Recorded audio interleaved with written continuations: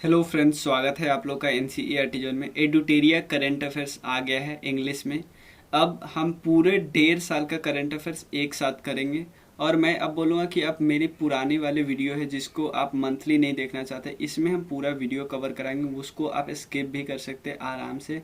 इसमें पूरा जनवरी 2021 से लेकर जुलाई 2022 तक पूरा कराने वाले हैं। और इसमें थोड़ा एक्स्ट्रा लेवल का रिवीजन होगा। कैसे होगा वो मैं बताता हूँ आपको थोड़ी देर में। एक बार थोड़ा चैप्टर देख लो, फटाफट 100.com, फिर राष्ट्रीय महोत्सव। ये बहुत इंपॉर्टेंट है।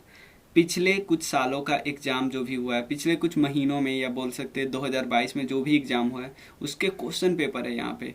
और बीपीएससी के कई सारे पेपर है, जैसे CDPO 67th, art and culture वाला जो ऑफिसर है तो उसका, एनटीपीसी का सारा पेपर, यूपीएससी के भी सीडीएस है, यूपीपीसीएस के पेपर है। ये काफ़ी इसको डिस्टिंक्ट बनाता है। रेलवे करंट अफेयर्स, काफ़ी टॉपिक है इस पे। तो हम शुरू कहाँ से कर रहे हैं? यहाँ पे आपको एक टॉपिक दिखेगा 44th चैप्टर। 44th चैप्टर में है 2021-22 के प्रमुख राष्ट्रीय घटनाक्रम।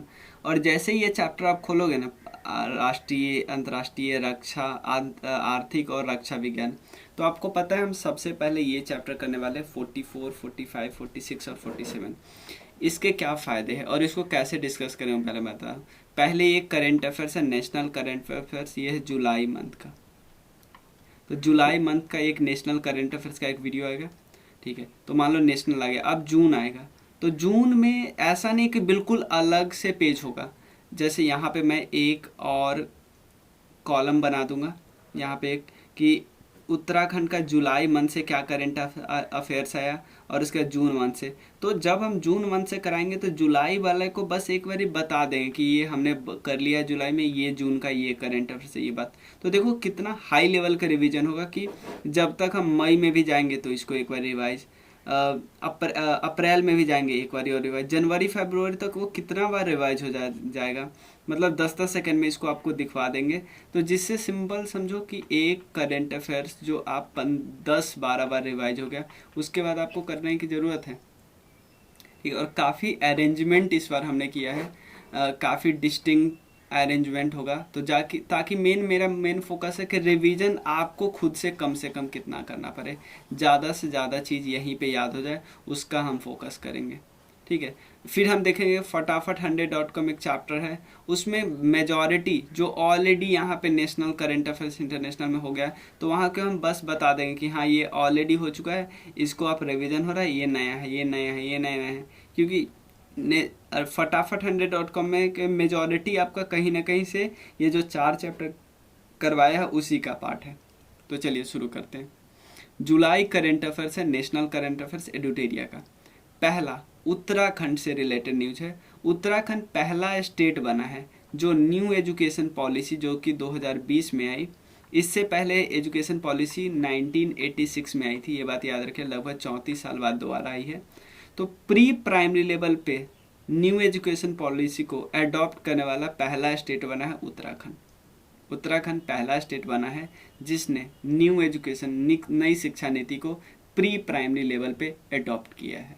उत्तराखंड के बारे में थोड़ा स्टैटिक डिस्कस कर लेते हैं। उत्तराखंड का फॉर्मेशन हुआ 2000 में, जिस साल बिहार और छत्तीसगढ़ का भी हुआ था। इसका 9 नवंबर को है, 1 नवंबर को हुआ था छत्तीसगढ़, और 15 नवंबर को हुआ था झारखंड का फॉर्मेशन।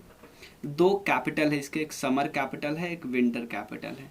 जुडिशियरी कहाँ पे बैठती है? जुडिशियरी बैठती है नैनीताल में, ये बात याद रखिए। सबसे लार्जेस्ट सिटी है देहरादून। क्लियर, ये बात याद रखें। उसके अलावा कुछ प्रोटेक्टेड साइट है जो उत्तराखंड के आपको याद होने चाहिए। एक है Jim Corbett national park, Jim Corbett national park. सबसे ज़्यादा टाइगर यहीं पे आपको मिलेंगे, सबसे ज़्यादा टाइगर, ऑलमोस्ट 231 टाइगर है जिम कॉर्बेट नेशनल पार्क। इसको शुरुआत में नाम था heli national park. Jim Corbett ये सबसे पुराना है, सबसे ओल्डेस्ट नेशनल पार्क है। और जब टाइगर रिजर्व बना था तो सबसे पहले इसी को टाइगर रिजर्व का डेजिग्नेशन मिला था। उसके अलावा इतना क्लियर, ये है कहाँ पे? ये है नैनीताल में, याद रखिए नैनीताल में है। उसके बाद valley of flower national park है और नंदा देवी नेशनल पार्क है। Valley of flower national park है और नंदा देवी नेशनल पार्क है। ठीक है, इन तीनों को यूनेस्को के वर्ल्ड हेरिटेज साइट पे रखा गया है, याद रखिएगा। नंदा देवी, जो वैली ऑफ फ्लावर है, उसके अलावे जिम कॉर्बेट को, सबको क्या है यूनेस्को के वर्ल्ड हेरिटेज साइट में। यूनेस्को का हेडक्वार्टर कहाँ पे? पेरिस में। नेक्स्ट करंट अफेयर से त्रिपुरा से है। एक स्कीम आया वहाँ पे, अर्न विथ लर्न स्कीम। इसका देखो, आपको अगर लगेगा कि अगर आप नाम से लगेगा कि यार ये तो है कि पढ़ाई के साथ कमाओ, लेकिन ऐसा नहीं है। इसका मेन काम है कि जो स्कूल से बाहर निकल चुके हैं, ड्रॉप आउट है, किस पैंडेमिक के समय में जो स्कूल से बाहर आ गए, उसको फिर से जोड़ना किस में? स्कूल चलो अभियान में। तो हम बोल सकते हैं त्रिपुरा का एक बहुत पुराना स्कीम है स्कूल चलो अभियान, उसी का पार्ट है earn with learn scheme. Pandemic में जो लोग बाहर आ गए हैं उसको फिर से स्कूल में पहुंचाना त्रिपुरा का स्कीम है। दो फेमस नेशनल पार्क है, क्लाउडेड लेपर्ड नेशनल पार्क और एक है राजवरी नेशनल पार्क, ठीक है ना। और एक गुमती जो है इंपॉर्टेंट बर्ड एरिया है, गुमती बर्ड एरिया। नेक्स्ट, लद्दाख में क्या किया है? एयरपोर्ट अथॉरिटी ऑफ इंडिया ने क्या किया? लेह एयरपोर्ट को पहला कार्बन न्यूट्रल एयरपोर्ट बना है, कि बिल्कुल कार्बन उत्सर्जित नहीं कर रहा है, कार्बन न्यूट्रल डिस्ट्रिक्ट। अगर लद्दाख की बात करें, अगर आपसे पूछा जाए लार्जेस्ट डिस्ट्रिक्ट कौन सा है, तो देखो, क्योंकि अभी तक हमारे पास सेंसस 2011 का ही रिपोर्ट है, तो सेंसस 2011 के हिसाब से सबसे लार्जेस्ट स्टेट है कच्छ। कच्छ गुजरात में, कच्छ के बाद आता है लेह, लेह के बाद आता है जैसलमेर, ठीक है। तो अभी ध्यान रखना, क्योंकि अभी अगर आपसे पूछेगा लार्जेस्ट डिस्ट्रिक्ट तो अभी आप लेह बताना, क्योंकि अभी सेंसस 2011 का डेटा चल रहा है कच्छ। अभी लद्दाख के लेह को सेकेंड स्थान पर रखा गया है। आप मुझे बता सकते हो एयरपोर्ट अथॉरिटी ऑफ इंडिया किस टाइप की बॉडी है? ये एक स्टैट्यूटरी बॉडी है, पार्लियामेंट के एक एक्ट के द्वारा बनाई गई थी। ये किसके अंदर है? Director general of civil aviation, ministry तो आपको पता है, मिनिस्ट्री ऑफ सिविल एविएशन के अंदर आती है। Next, national highway authority of India, इसने क्या किया है? नागपुर में एक डबल डेकर फ्लाईओवर बनाया है, लगभग 3.14 किलोमीटर। ये दुनिया में वर्ल्ड रिकॉर्ड है कि इतना लंबा डबल डेकर फ्लाईओवर कहीं बना ही नहीं है। ये कहाँ पे बना?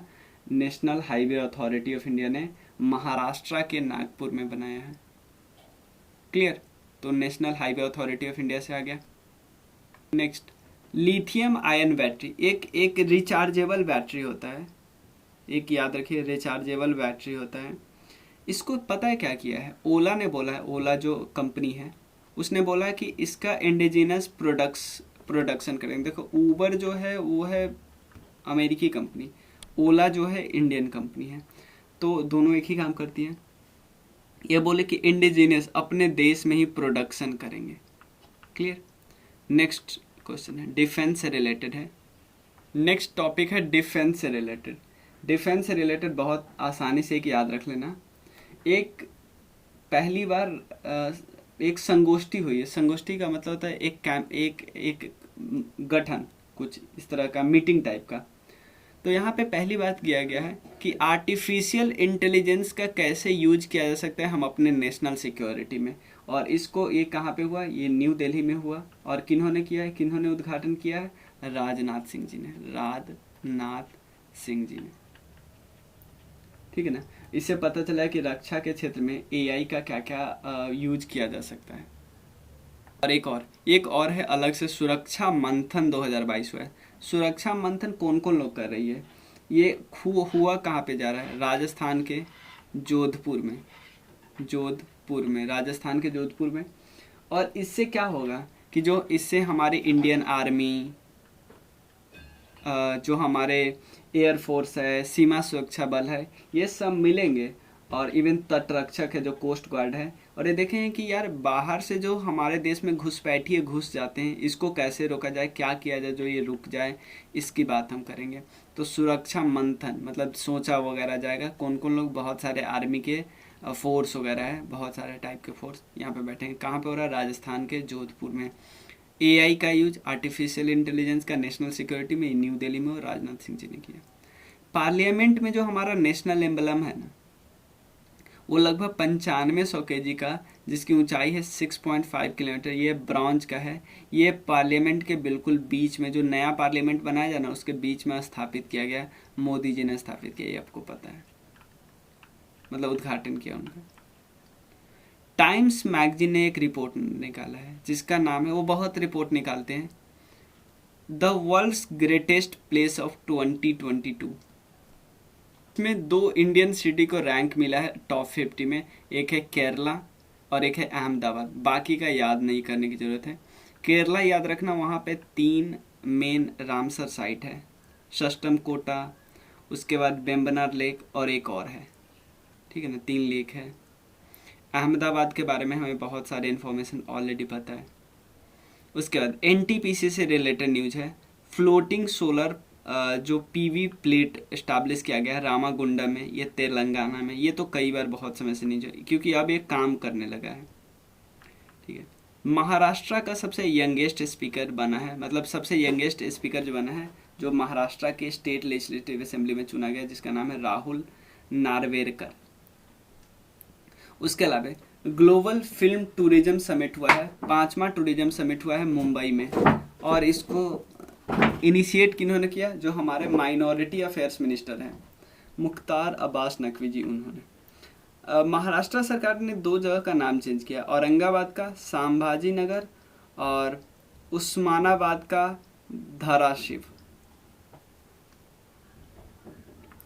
गुजरात में क्या हुआ है, गांधीनगर में डिजिटल इंडिया वीक इस्टाब्लिश किया गया और एक डिजिटल इंडिया भाषणी भी लॉन्च किया। भाषणी का मतलब कि डिजिटल इंडिया के कैसे उपयोग किया जा सकता है अलग अलग भाषा को कन्वर्ट करने में, ठीक है। ये बात याद कर सकते हैं कि अलग अलग भाषा में डिजिटल सेवा उपलब्ध कराना। नेचुरल फार्मिंग कन्वेंशन हुआ, ये भी सूरत में हुआ, और ये इनको भी मोदी जी ने क्या किया, इनिशिएट किया। नेचुरल फार्मिंग कन्वेंशन, सिंपल पूछ सकता है सूरत। ये नाम नहीं पूछे जाते कि मोदी जी ने किया या योगी जी ने किया या राजनाथ सिंह जी ने किया, ये ज़्यादातर नहीं, या माइनॉरिटी मुख्तार अब्बास नकवी जी ने किया, ये सब नहीं पूछता। सीबीएसई ने एक पोर्टल आया जिसका नाम है परीक्षा संगम पोर्टल, जिसमें 10th और 12th से एग्जाम से रिलेटेड ना सब कुछ होगा वहाँ पे, कि क्या किया जाए, इसके क्या इन्फॉर्मेशन होगा, ये सब एग्जाम रिजल्ट वगैरह सब। परीक्षा संगम पोर्टल। अवार्ड्स मिला है, देखो राजेंद्र प्रसाद अवार्ड्स मिला है। ये अवार्ड्स को घोषित किया गया, मतलब एक नए अवार्ड सब हो गए, राजेंद्र प्रसाद अवार्ड। किन्होंने लॉन्च किया इनको, ministry of science and tech, जो कि जितेंद्र सिंह है, यूनियन मिनिस्टर है उनको। तो इन्होंने अवार्ड का नाम रखा है, अवार्ड का नाम रखा है doctor Rajendra Prasad memorial awards, ठीक है ना, ये अवार्ड क्योंकि उनकी मेमोरी में रखा गया मेमोरियल अवार्ड। किस फील्ड में, पब्लिक एडमिनिस्ट्रेशन के फील्ड में, जो अच्छा काम करेगा उसको मिलेगा, यानी लोक प्रशासन के फील्ड में। गीता गोपीनाथ जो कि फॉर्मर चीफ इकोनॉमिस्ट है, क्योंकि वो वॉल था ना फॉर्मर चीफ इकोनॉमिस्ट का वॉल, तो उन पे ये सेकंड इंडियन है या पहली वुमेन है जिनको यहाँ पे चीफ यहाँ पे वॉल पे इनका पिक डाला गया, फोटो डाला गया। तो इससे पहले रघुराम राजन जी भी ने का भी डाला गया था, रघुराम राजन जी। रैंकिंग है 2 रैंकिंग जुलाई महीने में 2 रैंकिंग इम्पॉर्टेंट है। एक रैंकिंग है startup, state startup, ministry of commerce and industry ने उस रैंकिंग को लाया है कि कौन सा राज्य स्टार्टअप के फील्ड में ज़्यादा अच्छा काम कर रहा है, स्टार्टअप के लिए अच्छा इकोसिस्टम दे रहा है। तो गुजरात और कर्नाटक को पहला स्थान मिला है, और मेघालय छोटे स्टेट में पहला स्थान है, ठीक है ना। एक और रिपोर्ट आया है, ease of doing business report. इसको निकाला किसने है, DPIIT। ये कौन सी डिपार्टमेंट आपको पता है, department for promotion of industry and trade. ये किस मिनिस्ट्री के अंदर आती है, ministry of commerce and industry. इसने ease of doing business reporting करा। 3 रैंकिंग याद रखना है, आंध्रा, गुजरात और तेलंगाना, ठीक है। स्टैचू के बारे में जुलाई में एक ही न्यूज़ है। देखो अब जून का हम निकालेंगे तो स्टैचू निकालेंगे, वहाँ पे यहाँ एक और कॉलम बनाएगा जुलाई जून। तो सिंपल है, सारा स्टैचू आपको सादा याद होगा। स्टैचू ऑफ पीस किन के लिए है, श्री रामानुजाचार्य जी के लिए। श्री रामानुजाचार्य, अरे कहाँ पे स्टैब्लिश किया गया? श्रीनगर में, ठीक है ना, श्री रामानुजाचार्य। और यहाँ पे इस्टाब्लिश कहाँ पे किया गया? श्रीनगर में। और इनको इनागोरेट किन्होंने किया? Ministry of home affairs, Shri Amit Shah ji ने। फेस्टिवल की बात करते हैं, 3 फेस्टिवल है इम्पॉर्टेंट। एक है दिल्ली में हरियाली महोत्सव हुआ 2022। हरियाली महोत्सव कौन करेंगे? Ministry of environment, forest and climate change, ताकि ट्री का क्या इंपॉर्टेंस है वो फ्यूचर जनरेशन को बता सके। हरियाली महोत्सव दिल्ली में हुआ, ministry of environment, forest and climate change ने किया। दिल्ली में एक और हुआ, उद्यमी भारत कार्यक्रम। उद्यमी भारत कार्यक्रम ये विज्ञान भवन में हुआ, और इसके अंदर बहुत सारे जो प्रोग्राम है ना, जैसे रैम्प का फुल फॉर्म होता है raising and accelerating MSME programme, मतलब एमएसएमई से रिलेटेड जो भी प्रोग्राम है। उसके बाद पीएम रोजगार सृजन योजना, इन सबको इम्प्रूव किया जाएगा, इसके बारे में बात किया गया। अरुण जेटली स्मृति व्याख्यान, इसमें नरेंद्र मोदी जी पार्टिसिपेट करेंगे, ये भी न्यू दिल्ली में, ये भी इसी के साथ हुआ, अरुण जेटली स्मृति व्याख्यान। क्लियर। उसके बाद यूपी की बात करते हैं। अखिल भारतीय शिक्षा समागम मोदी जी के द्वारा किया गया कि न्यू एजुकेशन पॉलिसी के क्या क्या फायदे हैं, ठीक है ना, ये सब। अखिल भारतीय शिक्षा समागम। उसके बाद अक्षय पात्र मिड डे मील जो रसोई योजना है उसका भी उद्घाटन उन्होंने किया। 13 एक्सप्रेसवे बन गया है यूपी में, ये जब से सबसे लार्जेस्ट नेटवर्क है। फैमिली कार्ड बनाया गया है यूपी में, ताकि एक मेंबर को तो जॉब दे ही दे इसके थ्रू, फैमिली कार्ड। तो ये सब याद रखना, यूपी से रिलेटेड कई सारे न्यूज हैं। फैमिली कार्ड घोषणा की है, और इससे स्वरोजगार मिलेगा लोगों को। सरकारी नौकरी से जो वंचित हो गए हैं ज़्यादातर लोग, उनको चिन्हित किया जाएगा। एक कैंपेन किया गया है, कैंपेन का है स्वच्छ सागर सुरक्षित सागर। कैंपेन का है स्वच्छ सागर सुरक्षित सागर। तो इसमें कौन कौन है? बहुत सारी मिनिस्ट्री है, लेकिन हमारे उसके बाद इंडियन कोस्ट गार्ड भी है, ठीक है ना। और ये इनका क्या काम है? इनका काम है कि 75 दिनों में जो 75 समुद्री तट है ना, उसको सफाई करना। स्वच्छ सागर तभी तो होगा सुरक्षित सागर, और इसके लिए इन्होंने इको मित्रम ऐप भी लॉन्च किया है। लीडर के बारे में है, नेशनल मॉन्यूमेंट्स अथॉरिटी ने रिकमेंड किया है कि BR अम्बेडकर जी से रिलेटेड जो भी 2 बिल्डिंग हैं, बहुत सारी बिल्डिंग हैं, तो 2 बिल्डिंग को मॉन्यूमेंट्स ऑफ नेशनल इम्पोर्टेंस का दर्जा मिले। एक तो है गुजरात का संकल्प भूमि जो वानयान ट्री एरिया है वो, और एक है महाराष्ट्र का प्रताप राव भोसले हाई स्कूल सतारा में है। महाराष्ट्र का प्रताप राव भोसले हाई स्कूल सतारा का, और संकल्प भूमि वानयान ट्री जो बरगद का जो ब्रिज है वाला एरिया है, वहाँ पे संकल्प भूमि है, ये गुजरात में है। ये दोनों एरिया रिलेटेड किससे है? BR अम्बेडकर जी से। तो ये चाहते हैं नेशनल मॉन्यूमेंट्स अथॉरिटी कि इसको दर्जा मिले मॉन्यूमेंट्स ऑफ नेशनल इम्पोर्टेंस का। और एक और एरिया है जो है राजस्थान का मानगर माउंटेन, लेकिन ये इससे रिलेटेड नहीं है, BR अम्बेडकर जी से रिलेटेड है, मानगर माउंटेन। तेलंगाना में है, हैदराबाद में टी हब 2.0 बनाया जा रहा है। टी हब 2.0 कहाँ पे? तेलंगाना में। इससे क्या होगा? स्टार्टअप को सहारा मिलेगा और बढ़ावा मिलेगा। हिमाचल प्रदेश का एक स्कीम है, स्कीम का क्या नाम है? Single use plastic buyback scheme. इसमें क्या किया जाएगा? स्कूल और जो छात्र होंगे स्कूल और कॉलेज के, वो सिंगल जो यूज प्लास्टिक होंगे ना, वो सरकार से बेच सकते हैं, यानी बोल सकते हैं सरकार डायरेक्टली सिंगल यूज प्लास्टिक के सामान इनसे खरीद सकते हैं, ठीक है। तो ये वाला आप याद रख सकते हो, बस इतना ही है।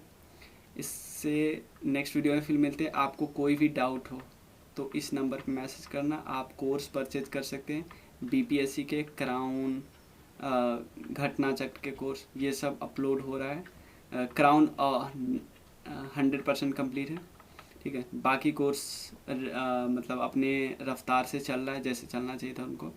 और इस नंबर पर मैसेज करके आपको कोई भी इन्फॉर्मेशन लेना हो तो इन्फॉर्मेशन प्राप्त कर सकते हैं, इवन आप कंट्रीब्यूट कर सकते हैं, ठीक है। Thank you so much.